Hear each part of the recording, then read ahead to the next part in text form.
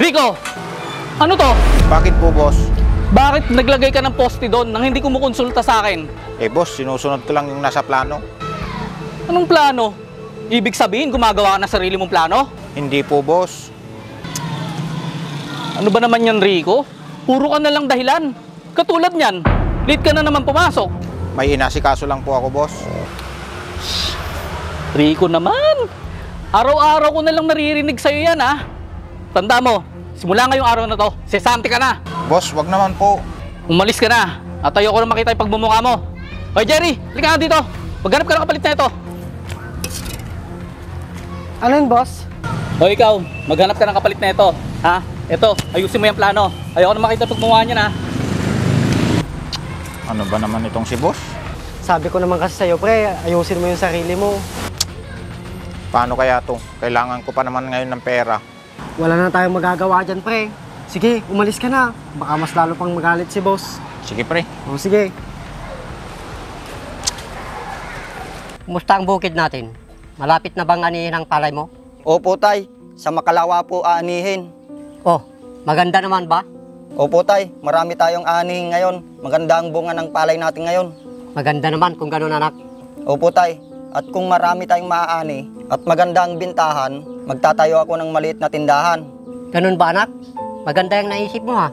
Opo, tay. Para may pagkuhanan tayo sa pang-araw-araw nating gastusin. Para hindi na tayo aasa sa pagsasaka. May iba ko, anak. Kumusta yung binubukid ng kapatid mo? Medyo hindi maganda, tay. Parang tinitibid sa gastos. Ganun ba? Ang hilig naman kasi ang kapatid mo sa bisyo. Kaya siguro napabayaan na at pinapasaka pa sa iba. Siguro nga, tay. Pero may maani naman siya kahit papano. Baka hindi naman nababawi yung mga gastos niya. Bibigyan ko na lang siya, tay. Kung maganda yung benta ko. Ikaw ang bahala, anak. Opo, tay. Kaya ako nga binigay sa inyo yung bukid. Para kanya-kanya na kayo. Para matuto na kayong tumayo sa sarili niyong paa. Opo, tay. Naintindihan ko kayo. Pero si Rico, walang pagpapahalaga sa binigay kong lupa. Pinababayaan lang niya. Paano siya matututo kung ganun? Hayaan nyo na, tay. Baka hindi niya hilig ang pagsasaka. Anong gusto niya? Di naman siya nakapag-aral. Kung nag-aral na lang siya noon. Bakit, tay? Ako rin naman na. Hindi nakapag-aral. Oo, pero hilig mo naman ang pagsasaka, kaya ayos lang. Huwag kang mag-alala, tay. Matututo rin siya. Hayaan mo muna. Tay, Oh, Rico, nandiyan ka na pala. Saan ka galing? dyan lang, tay. Hindi ka ba nagpunta sa bukid mo? Hindi, tay. Bahala na yung mga taong nagsasaka doon.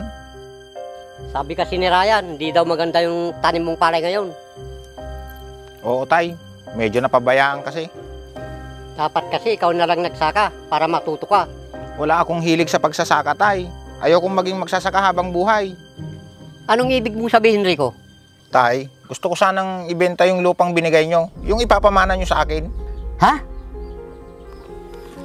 Bakit mo naman ibibenta, Rico? Bakit? Sa akin naman yun, di ba? Oo nga, Rico. Bakit mo naman ibibenta? Minana ko pa yung sa ninuno natin.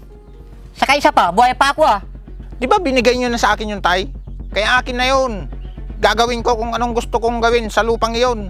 Bakit? Aanin mo ba ang pera? Bakit gusto mong ibenta yon? Bakit ba? May problema ba doon? Oo nga, Rico. Buhay pa ang tatay, oh. Hindi ka ba nahihiya? Gusto ko nang umalis dito. Mabagal ang takbo ng buhay ko dito. Parang walang asenso. Anak, may asinso dito. Magsipag ka lang at magtiyaga. May lupa ka naman dito, di ba? Ang kulit nyo naman, tay. Ayoko nga maging magsasaka. Bakit? Tignan mo nga itong si Ryan. Nakapagpundar naman kahit na magsasaka lang. Tay, kung siya kontento na dito, ako hindi. Gusto kong umasenso. Tay, pabayaan na lang natin siya kung yun ang gusto niya. Kahit ano pang sabihin nyo, ibibenta ko yung lupa ko at aalis ako dito. Bakit ganun si Rico, tay? Buhay pa kayo. Kinukuha na niya yung mamanahin niya. Oo nga, anak. Ang masakit pa sa loob ko. Tagal kong inalagaan yung lupa na yun. Tapos ibebenta lang niya. Nahilig kasi siya sa bisyo. Ano kaya kung wag yung ibigay, tay? Baka pagmulan pa nang hindi natin pagkakaintindihan yan, nak. Kaya pabayaan na lang natin siya. Bahala kayo, tay. Baka hindi na yan babalik pag nagkataon. Babalik din yan, anak. Babalik din.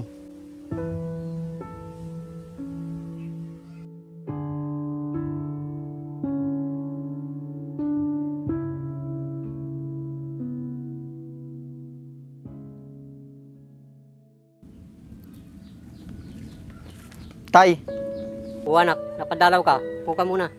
sige po tay. Kumusta po kayo tay? Iniinom nyo ba yung binigay kong gamot? Oo anak, kumusta na kaya yung kapatid mong si Rico? Iwan ko ba tay? Simula nung umalis siya, di man lang niya tayong maalalang sulatan o tawagan man lang para kumustahin. Naging maganda kaya ang buhay niya? Naaalagaan kaya niya yung sarili niya? Natupad kaya niya yung buhay na pinapangarap niya? Pabayaan nyo na siya tay. Ginusto niya yun eh. Baka nakalimutan niya na tayo noon. Anak, hindi mo maiaalis sa akin na hindi ko siya isipin. Bakit pa tay? Kahit ganun yung ginawa niya sa atin, sa inyo. Alam mo anak, walang magulang na hindi nakakati sa anak.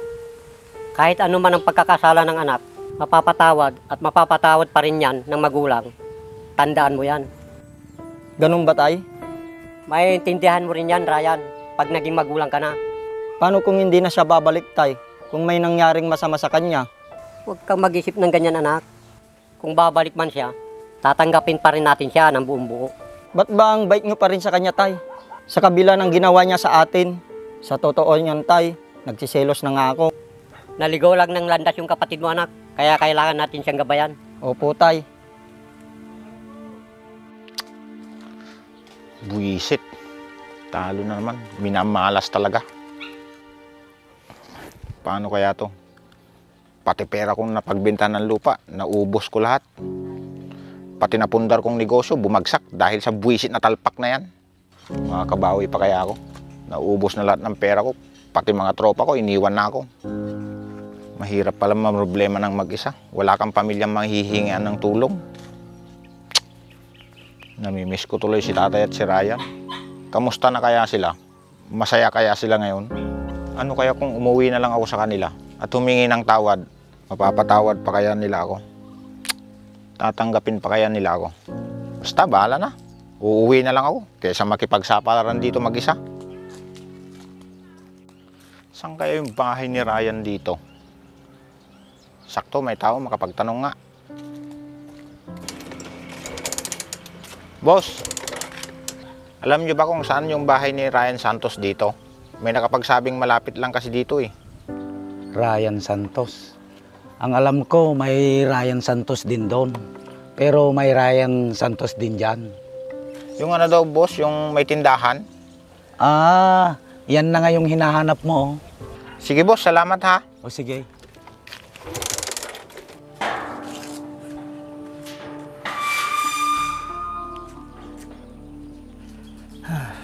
Nakakapagod. Sana dumami pa ang suki ko. Ito na ba talaga yung bahay ni Ryan Santos? Tao po. Tao po. Tao po. Teka lang. Si Rico yun ah. Oh, kuya. Halika, pasok ka. O, kumusta? Teka lang, tatawagin ko si tatay. Tay, andito na si Rico. Mukhang asinsado na kayo ah. Nako, hindi naman. Oh, anak!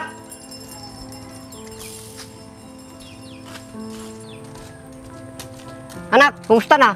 Anong nangyari sa pinuntan mo? Ba't ngayon ka lang nakabalik? Ayun tay, ginamit ko yung pera para magtayo ng isang negosyo. Oh, anong nangyari sa negosyo mo? Umasenso ba? Yun nga eh, nalugi yung negosyo ko. Ha? Ganun ba? Bakit di mo man lang kami tinawagan at binalitaan man lang? Tay, sinabi ko kasi sa sarili ko, babalitaan ko kayo pag umasenso na ako. Alam mo ba?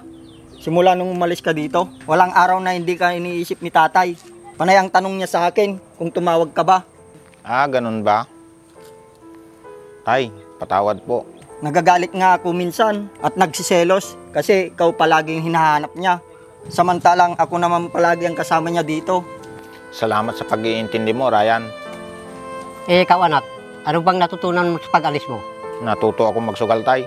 Kumikita kasi ako eh. Akala ko libangan lang. Yung pala, nalulung na ako. Hanggang bumagsak yung negosyo ko, pati puhunan ko, nagamit ko na. Tapos yun, nagkautang-utang na rin ako. Kaya walang magandang naidudulot yung pagsusugal, anak. Totoo yun, Rico. Tay, Ryan, sana patawarin niyo ako. Sana matanggap niyo ako ulit. Siyempre naman, Rico. Pamilya ka namin. Maraming salamat sa inyo.